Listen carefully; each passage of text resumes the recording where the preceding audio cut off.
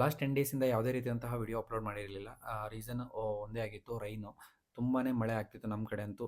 ಹೆಂಗೆ ಅಂದರೆ ಅದನ್ನ ಎಕ್ಸ್‌ಪ್ರೆಸ್ ಮಾಡೋಕ್ಕಾಗಲ್ಲ, ಆ ರೀತಿಯಾದಂತಹ ಸಮಸ್ಯೆಗಳು ಬಂದ್ಬಿಟ್ಟಿದೆ. ಸೊ ಏನಪ್ಪ ಅಂದರೆ ಪ್ರತಿ ದಿನವೂ ಮಳೆ ಬೀಳ್ತಿದೆ. ಈವನ್ ಹಾರ್ವೆಸ್ಟಿಂಗ್ ಟೈಮಲ್ಲೂ ಅದನ್ನು ವಿಡಿಯೋ ಮಾಡೋಕ್ಕೆ ಆಗಿರಲಿಲ್ಲ. ವಿಡಿಯೋ ಮಾಡಿದ್ರೂ ಅಪ್ಲೋಡ್ ಮಾಡೋಕ್ಕೆ ಪುರ್ಸೊತ್ತಿರಲಿಲ್ಲ. ಆ ರೀತಿಯಾದಂತಹ ವರ್ಕ್ಸ್ ಇತ್ತು. ಸೊ ಮೊದಲನೇದಾಗಿ ನಿಮಗೆ ಹಾರ್ವೆಸ್ಟಿಂಗ್ ಟೈಮಲ್ಲಿ ಏನೆಲ್ಲ ಮಾಡಿದ್ದೀನಿ ಅಂತ ತಿಳಿಸ್ತೀನಿ. 77ಗೆ ಅಂದರೆ ಡೇ 77 ಲಾಸ್ಟು ಟೊಮೆಟೊ ಫಾರ್ಮಿಂಗ್ ನಾನು ಮಾಡಿದ್ದು. ಸೊ ಅಲ್ಲಿಂದ ಹಿಡಿದು ಡೇ 85 ವರೆಗೂ ನಾನು ಏನೆಲ್ಲ ಮಾಡಿದ್ದೀನಿ ಅಂತ ಹೇಳ್ಬಿಟ್ಟು ಈ ವಿಡಿಯೋದಲ್ಲಿ ತಿಳಿಸ್ತೀನಿ ನೋಡಿ. ಮೊದಲಿಗೆ ನಾನು 13045 ಬಿಟ್ಟಿದ್ದೆ. ಅಂದರೆ ಮಳೆ ಸ್ಟಾರ್ಟ್ ಆಗೋಕ್ಕಿಂತ ಮುಂಚೆನೇ ಒಂಚೂರು. ಮಳೆ ಸ್ಟಾರ್ಟ್ ಆದಮೇಲೆ ನಾನು ಪೊಟ್ಯಾಷಿಯಂ ಸೈನೇಟನ್ನು ಬಿಟ್ಟೆ. ಸೊ ಈವನ್ ಮಳೆ ಈ ಸಮಯದಲ್ಲಿ ನೀವು 13045 ಬಿಡೋದು ಬೇಡ. ಸೊ ಏನಾದರೂ ಪೊಟ್ಯಾಷಿಯಂ ಸೈನೇಟು ಈ ರೀತಿಯಾದಂತಹ ಒಂದು ಕೆಮಿಕಲ್ಸ್ ಅಂದರೆ ಫರ್ಟಿಲೈಸರ್ಸನ್ನು ಬಿಟ್ಕೊಳ್ಳಿ. ಸೊ 0050 ಅಥವಾ 05234 ಈ ರೀತಿ ಕೆಮಿಕಲ್ ಬಿಡಿ. ಮಳೆ ಜಾಸ್ತಿ ಆದಂಥ ಸಮಯದಲ್ಲಿ ನೈಟ್ರೋಜನ್ ಕಂಟೆಂಟನ್ನು ಕಂಟ್ರೋಲ್ ಮಾಡ್ಕೊಳ್ಳಿ. ಈವನ್ ನಿಮ್ಗೆ ಹೊಸ ತೋಟ ಇದ್ರೂ ಸಹ ಈ ಒಂದು ಪಾಲಿಸಿನ ನೀವು ಯೂಸ್ ಮಾಡಲೇಬೇಕು. ಸೊ ಇದಾದಮೇಲೆ ಹಾರ್ವೆಸ್ಟಿಂಗ್ ಬಂದ್ಬಿಟ್ಟು ನಾನು ಥರ್ಡ್ ಹಾರ್ವೆಸ್ಟಿಂಗ್ ಮಾತ್ರ ನಿಮಗೆ ಮೆನ್ಷನ್ ಮಾಡಿದೆ. ಏನು ರೇಟ್ ಹೋಗಿತ್ತು ಅಂತ ಗೊತ್ತಿರಲಿಲ್ಲ ಅಲ್ವಾ. 560 ಬಾಕ್ಸಸ್ಸು ₹115 ಹೋಯಿತು. ಅದು ಮಾರ್ಕೆಟಲ್ಲಿ one of the top mall. 120 highest ಆಗೋಯಿತು. ಸೊ ಅದಾದಮೇಲೆ ಫೋರ್ತ್ ಕಟ್ಟಿಂಗ್ ಬಂದ್ಬಿಟ್ಟು 606 ಬಾಕ್ಸ್ ಆಗಿತ್ತು. ಸೊ ಅದು ₹115 ಲೆಕ್ಕದಲ್ಲಿ ಸೇಲ್ ಆಯಿತು. So 106 box. ಅದಾದಮೇಲೆ ನೆಕ್ಸ್ಟ್ ಫಿಫ್ತ್ ಕಟ್ಟಿಂಗ್ ಮತ್ತು ಇವತ್ತಾಗಿದೆ. ಸೊ ಇವತ್ತನ್ನು ಅಪ್ಡೇಟ್ ಮಾಡ್ತಿದ್ದೀನಿ. 550 ಬಾಕ್ಸಸ್ ಅನ್ನೋದು ಹಾರ್ವೆಸ್ಟ್ ಆಗಿದೆ.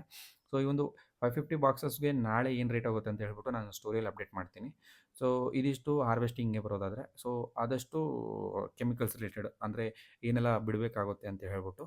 ಸೊ ಈಗ ಪೊಟ್ಯಾಷಿಯಂ ಸೈನೇಟು ಈ ರೀತಿಯಾದಂಥ ಕೆಮಿಕಲ್ಸನ್ನು ಬಿಟ್ಕೊಳ್ಳಿ. ಇದ್ರ ಜೊತೆಗೆ ಏನಾದರೂ ಆದರೆ ಲೈಕ್ ಕೈಸೈಕ್ಲಿನ್ ಅಂತ ಒಂದಿದೆ. ಸೊ ಅದನ್ನು ಸ್ಪ್ರೇ ಮಾಡ್ಕೊಳ್ಳೋದು ಅಥವಾ ಡ್ರಿಪ್ಪಲ್ಲಿ ಬಿಟ್ಕೊಳ್ಳೋದು ಅಥವಾ ಟ್ಯಾಗ್ಮೈಸಿನ ಸ್ಪ್ರೇ ಮಾಡ್ಕೊಳ್ಳೋದು. ಇದರಿಂದ ಏನಪ್ಪ ಅನುಕೂಲ ಆಗುತ್ತಂದರೆ, ಈಗ ನಾನು ರೀಸೆಂಟಾಗಿ ಮಾರ್ಕೆಟಲ್ಲಿ ಅಬ್ಸರ್ವ್ ಮಾಡ್ತಿರೋದು ಏನಂದರೆ, ಟೊಮೆಟೊ ಮಾರ್ಕೆಟಲ್ಲಿ ಆಕ್ಷನ್ ಬರುವಂತಹ ಹಣ್ಣುಗಳನ್ನು ಅಬ್ಸರ್ವ್ ಮಾಡ್ತಿರೋದೇನೆಂದರೆ, ಈ ರೋಸು ಮತ್ತು ಗಜ್ಜಿ ರಿಲೇಟೆಡು ತುಂಬಾ ಪ್ರಾಬ್ಲಮ್ಸ್ ಅನ್ನೋದು ರೈತರು ಫೇಸ್ ಮಾಡ್ತಿದ್ದಾರೆ. ಮಳೆ ಬಿದ್ದಾಗ ಅದಕ್ಕಿಂತ ಮುಂಚೆನೂ ತುಂಬಾ ಪ್ರಾಬ್ಲಮ್ಸನ್ನು ಫೇಸ್ ಮಾಡ್ತಿದ್ದಾರೆ. ಇದನ್ನು ಸ್ಪ್ರೇ ಮಾಡ್ಕೊಳ್ಳೋದು ಮತ್ತು ಅಥವಾ ಡ್ರೆಂಚಲ್ಲಿ ಭೂಮಿಗೆ ಬಿಡೋದ್ರ ಮುಖಾಂತರ ಅದನ್ನು ಒಂಚೂರು ಕಂಟ್ರೋಲ್ ಮಾಡ್ಕೋಬೋದು. ಸೊ ಇದಿಷ್ಟು ಮಾಹಿತಿ. ಸೊ ಇನ್ ಫರ್ದರ್ ನಮ್ಮ ಕ್ರಾಪ್ ರಿಲೇಟೆಡ್ ಬರೋದಾದರೆ ಕಂಪ್ಲೀಟ್ ಕ್ರಾಪಲ್ಲೆಲ್ಲ ಶೇಡ್ ಔಟ್ ಆಗಿದೆ. ಸೊ ಮಳೆಯಿಂದ. ಸೊ ಯಾವುದೇ ರೀತಿಯಾದಂಥ ಸ್ಪ್ರೇ ಮಾಡಿರಲಿಲ್ಲ. ಸ್ಪ್ರೇ ಮಾಡಬೇಕಂದ್ರೆ ನನಗೆ ಅರೌಂಡ್ 15,000 ಬೇಕಾಗುತ್ತೆ ಒಂದು ಸ್ಪ್ರೇ ಮಾಡಬೇಕಾದ್ರೆ.